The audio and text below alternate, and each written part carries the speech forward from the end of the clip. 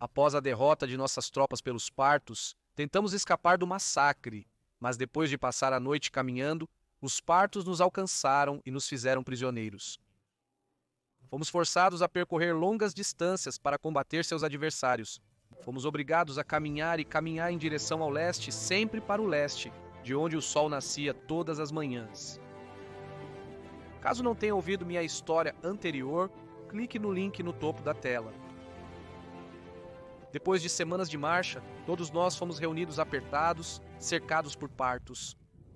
Pensei que seria o fim, decidi morrer de cabeça erguida, com orgulho, mostrando a esses homens do deserto que um romano sabe morir com dignidade. Depois de quase uma hora sob o sol, de pé, apareceu o que certamente era um oficial, e ele nos propôs duas opções. A primeira seria ir para as minas ou para qualquer outro lugar onde teríamos que realizar trabalhos forçados e terminar nossas vidas quebrando nossas costas para enriquecer o império deles? A outra opção seria que eles nos devolveriam as armas, nos dariam abrigo e comida e até mesmo um pequeno pagamento em troca de servirmos ao Império Parto e defendermos a fronteira leste do ataque dos homens das estepes. Somente 500 homens escolheram os trabalhos forçados. O resto decidiu fazer a única coisa que sabemos fazer: lutar. Aqueles que haviam optado por trabalhar foram levados em outra direção, enquanto o resto de nós foi levado mais para o leste. Não sei quantos dias estivemos caminhando, talvez semanas, talvez meses, sempre sob o mesmo sol implacável. Devo admitir que desde que decidimos lutar pelos partos, fomos tratados melhor. Recebíamos mais comida e água e podíamos fazer algumas paradas durante o dia para descansar. Finalmente chegamos ao destino. Nos indicaram uma área em que deveríamos acampar, distante dos quartéis fronteiriços, rumo ao território adjacente. Não sabia contra o que ou quem iríamos enfrentar e essa incerteza me corroía por dentro. Fomos proibidos de abandonar a área que nos foi designada, a menos que fosse para repelir um ataque. Então os dias passavam devagar, muito devagar. Também nos proibiram de construir paliçadas, permitindo apenas cavar fossos e colocar estacas a leste. Finalmente, depois de talvez 3 ou 4 meses lá, talvez mais, talvez menos, vimos ao longe uma nuvem de poeira. Inimigos? Não sabíamos. Um mensageiro parto chegou de repente e nos disse em pobre latim que eram os nômades realizando uma incursão na fronteira. Era a nossa hora. Ordenei o alarme e logo saímos do acampamento, formando um muro, escarlate. Diante desses cavaleiros, começamos a ser atacados com flechas, mas eles não conseguiam romper nossas linhas. Após meia hora de combate, eles se retiraram. Olhamos para trás e vimos o motivo dos partos irem embora. Arqueiros montados haviam sido lançados em nosso apoio. Semanas depois, sob o abrigo da noite, chegou um homem de olhos puxados e nos disse que seu líder, Sisi Chan Yu, dos nômades Xiongnu, nos queria. Seu exército nos ofereceu uma terra para viver com total liberdade, com a promessa de defender seu território do ataque de homens pertencentes à dinastia Han do Oeste. Os nomes dessas pessoas me deixam tonto, impossíveis de pronunciar para mim e meus legionários, muito menos para um narrador que me dá voz. Mas não importava, eu preferia servir a esses homens do que aos partos, inimigos jurados da minha amada república, para a qual eu já estava certo de que nunca mais voltaria.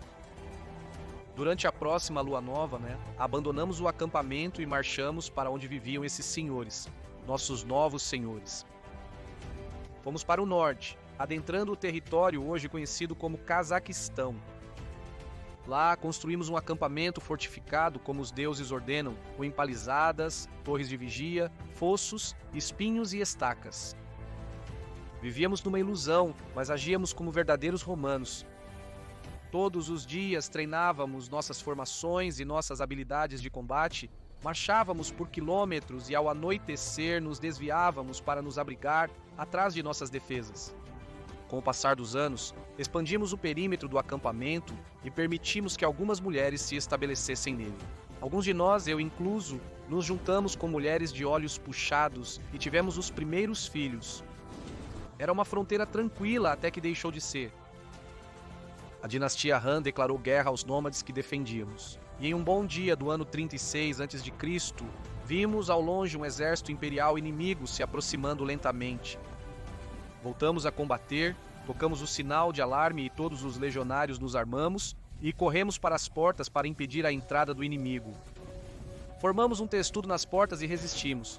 As primeiras salvas de projéteis que os Han lançaram sobre nós. Então eles carregaram contra nossos escudos e aproveitamos a pausa no ataque de projéteis para mudar nossa formação para um muro de escudos. Os Han chegaram correndo e caíram nos abrolhos, sem entender o que feria seus pés.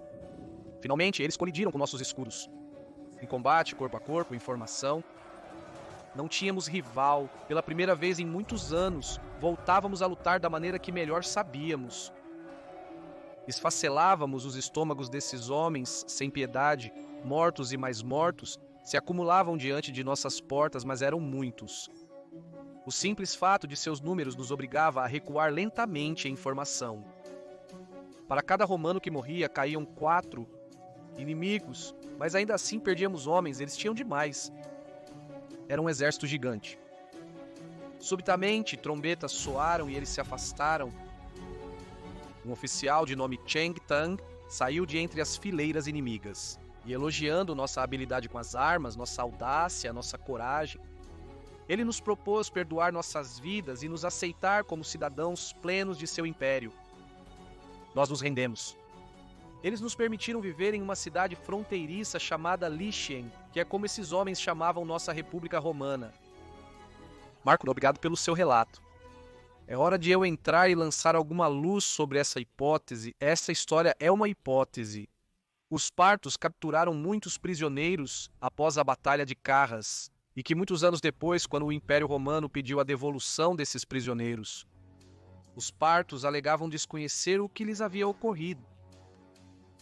Isso somado ao fato de que na cidade de Lichien foram encontrados vestígios de DNA ocidental, é a receita perfeita para uma história de aventuras sobre romanos que chegaram à China, onde Roma era chamada de Lichien pelos chineses.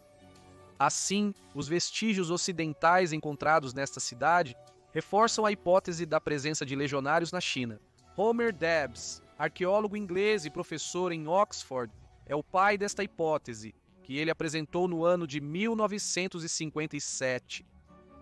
Outro dado que apoia esta teoria é que nas fontes chinesas é explicado como o general Cheng Tan, que lembramos, era o líder da expedição chinesa contra Xiongnu. Enfrentou soldados que lutavam de forma anômala. Relatos indicam que esses soldados lutavam com perfeita ordem e disciplina impecável. Além disso, tem uma formação semelhante às escamas de peixe. Em relação aos números, devo dizer que me deixei levar um pouco.